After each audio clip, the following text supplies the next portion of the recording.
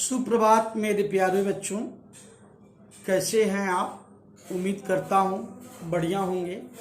हालांकि एक अंग्रेजी वीडियो मैंने बना के भेज दिया है जो अब मैं पढ़ाने जा रहा हूँ आप लोगों को।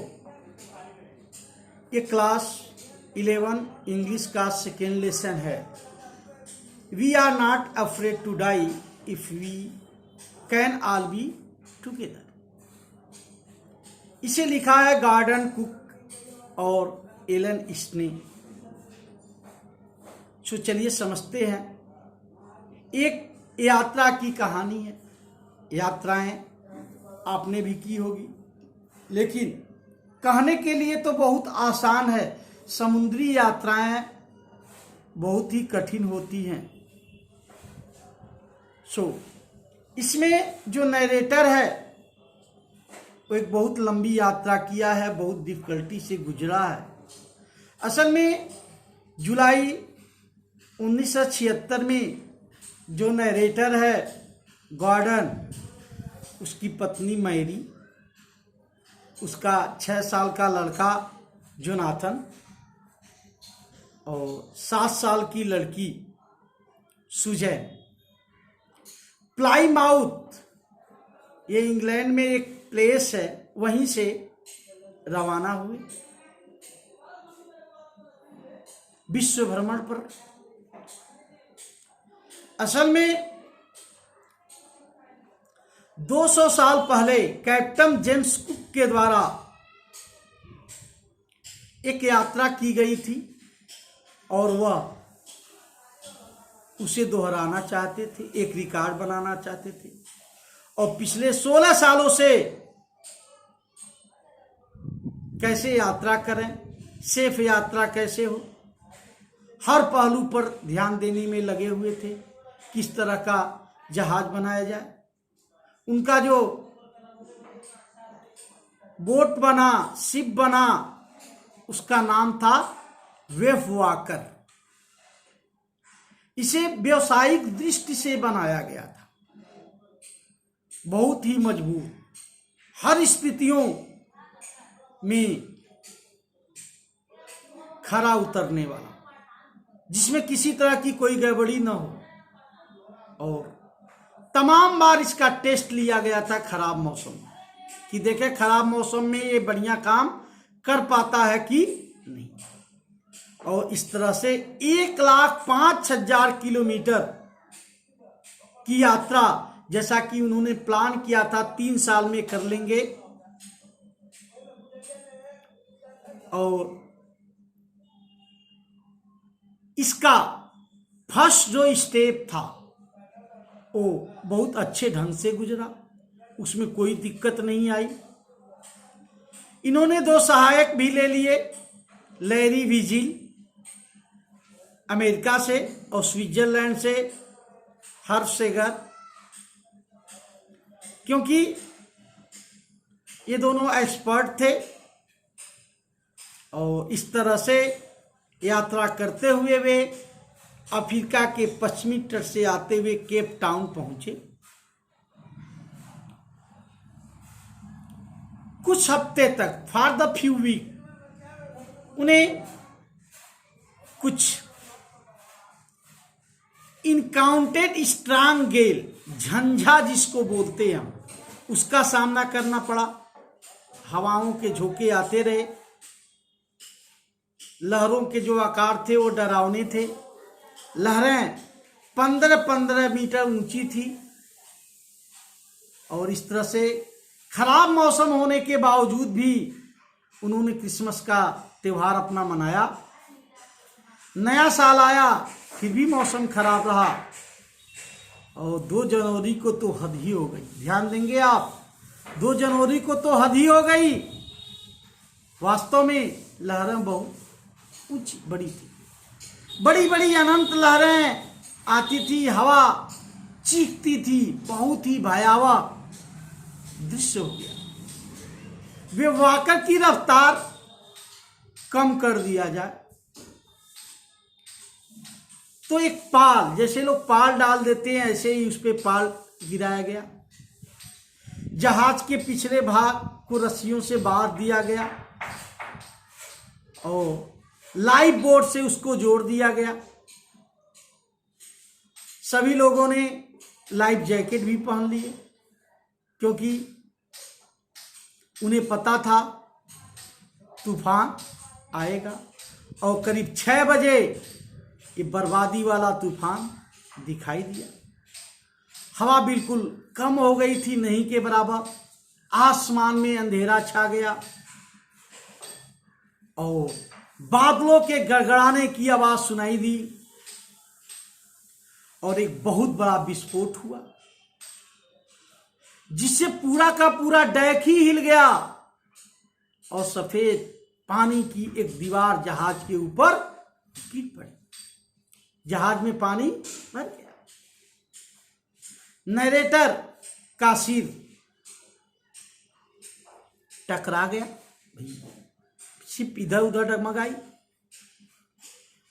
उसने आती हुई मौत को स्वीकार कर लिया था। वो जान गया था कि अब बचेंगे नहीं। इधर वो बेहोश हो रहा था लेकिन थोड़ा सा शांत महसूस कर रहा था।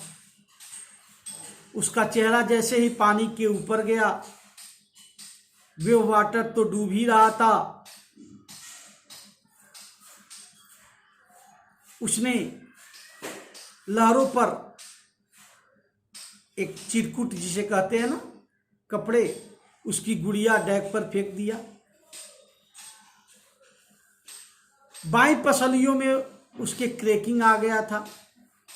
उसके मुंह से खून निकल गए थे। इतना तेज झटका लगा था, दांत भी टूट गया था। इसी में अगला दरवाजा खुला और उसकी पत्नी उसे दिखाई दी। वो चिल्लाई, हम डूब रहे हैं, हम डूब रहे हैं।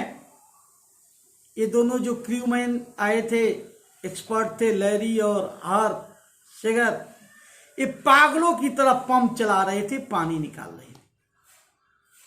सब चीज इस्तेमाल किया उन्होंने, कपड़ा, क्राकरी, चार, टीन, खिलौना, जो भी चीजें थी सब उस पानी में बिखरी पड़ी हुई।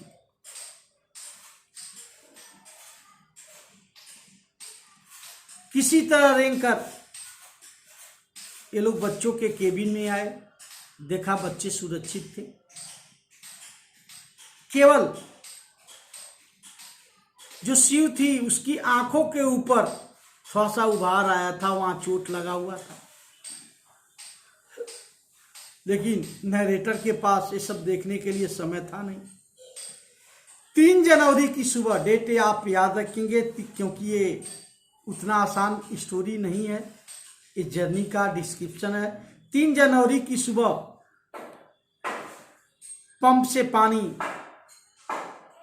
निकाला जा रहा था और कंट्रोल में आ गया। अब वो थोड़ा सा बारी बारी से, एक बार सभी लोग ने बारी बारी से आराम कर सकते थे 1-2 घंटा, लेकिन अभी भी जी जो जल रेखा थी उसके नीचे सुराख था, होल था और वे वाकर टूट चुका था। लहरों के टकराने के बाद वे 15 घंटा जीवित रहे, तूफान से लड़े। वे वाकर ऑस्ट्रेलिया पहुंचने तक कामयाब नहीं था।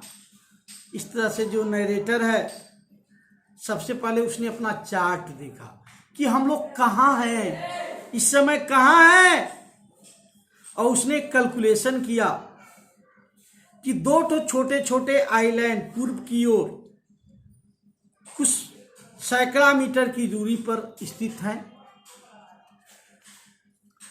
और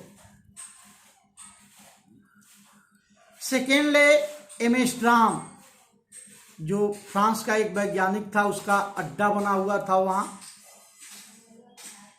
अब उनका एकमात्र लक्ष्य किसी तरह से वहां पहुंच जाए, परंतु लेकिन कहते हैं ना, मुसीबत कभी अकेले नहीं आती। वो जो लहरें थी उसने जो सहायक इंजन, जहाज़ों में कई इंजन होते हैं, उसको बर्बाद कर दिया। और 4 जनवरी को पानी का स्तर किसी तरह से रुका, लेकिन वो कोई पाल नहीं लगा सके। टापू की ओर रुख किया और 4 बजे के आसपास काले काले बादल बने और 1 घंटा में हवा की स्पीड 40 किलोमीटर 40 तक पहुंच गई, मील तक पहुंच गई।